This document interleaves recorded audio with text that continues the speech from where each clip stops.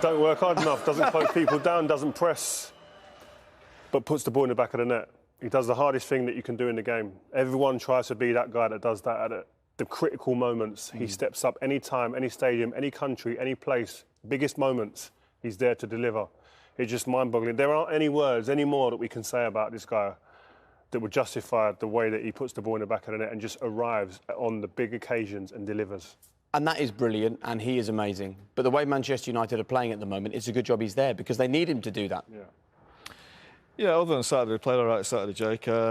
Tonight, again, was a little bit messy. It felt, as soon as Varane went off, it just felt... I know they were already 1-0 down, but when he went off, it just seemed to go all over the place again, a little bit, really shaky.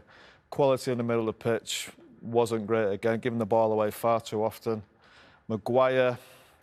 Look, I don't know if he's still injured or he's got a hangover from the Euros. He just doesn't look right. He's not with it at the minute. And I don't want to say it again, but, you know, with a performance like that second half, especially with no Varane Saturday, it has to be a slight worry. What would you be thinking if you were Pep Guardiola or Manchester City watching that performance? You think you'll have a good chance of winning.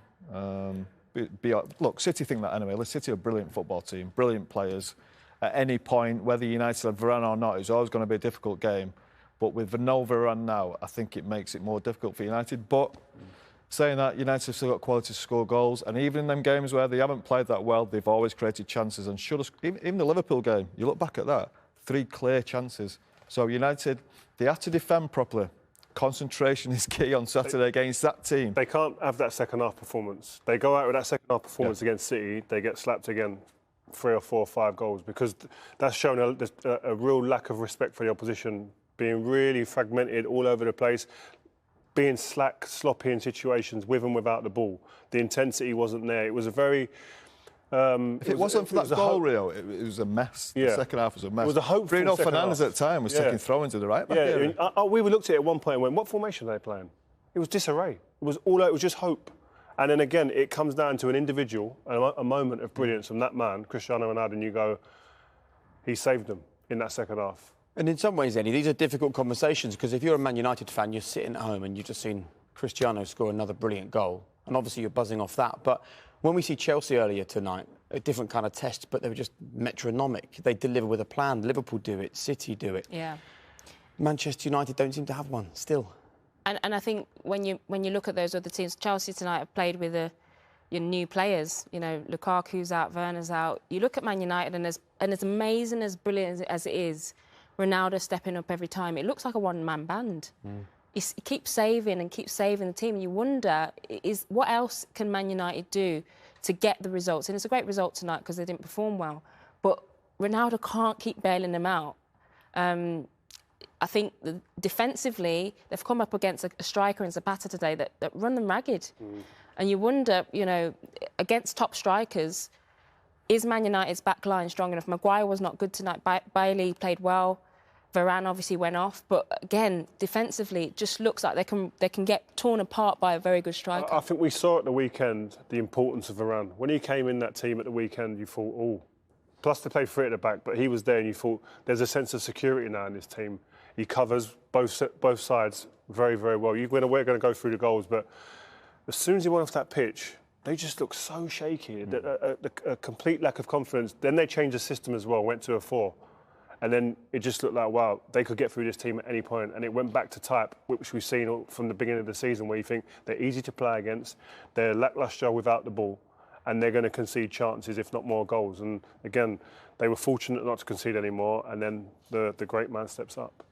Welcome back. Oh, what a dramatic Champions League season we're having here on BT Sport. These are the results from tonight. A 2-0 win at home for Villarreal. Manchester United with the draw, but crucially, if you take a look at the table, the maths tell us that draw means a win away in the next game in the Champions League, and Manchester United qualify, thanks to Cristiano Ronaldo.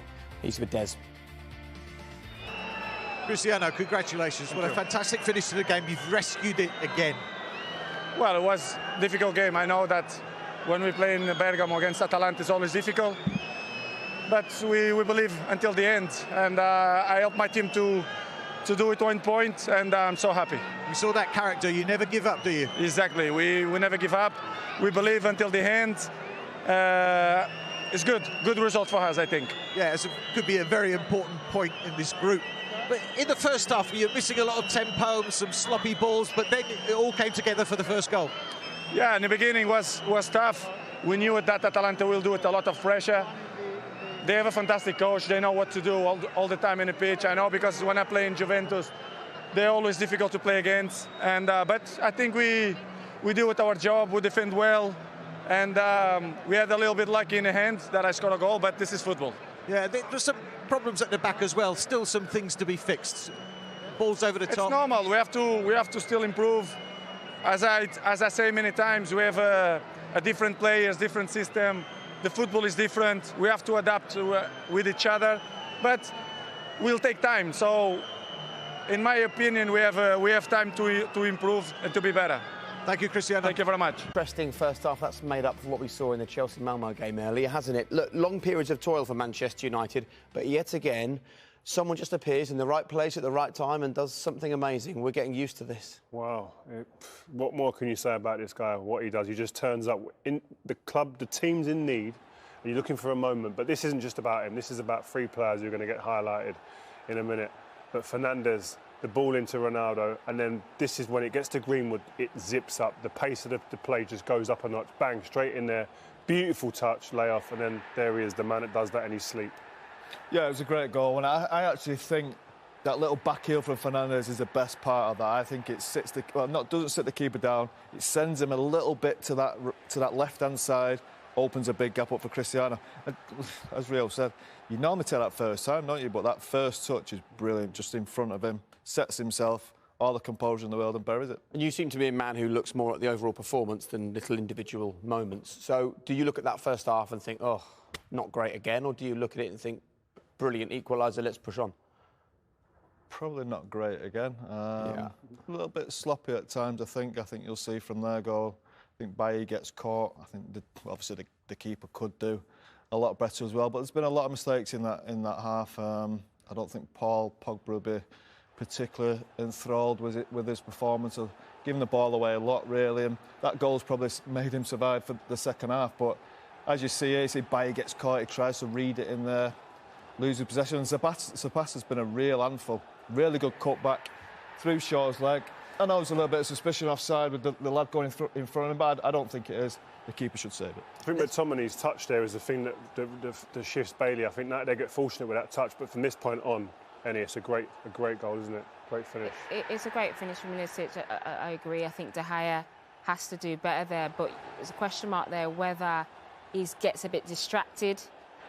You know, the player there sort of distracts him and causes a distraction, but I think he should save that. De Gea should save that. And I agree with Paul, it has been sloppy. That goal is an indication of what Manchester United can do, but it has been sloppy, particularly Pogba is giving away another chance that could have led to a goal as well. So Man United need to step it up, I think, for second half. I think Ollie will be in there and his coaching staff saying, listen, sharpen up now, boys. You've got to think, you've got to perform now. And then you've got yourself back in the game. These boys have got you back in the game. Now the boys behind it, sort yourself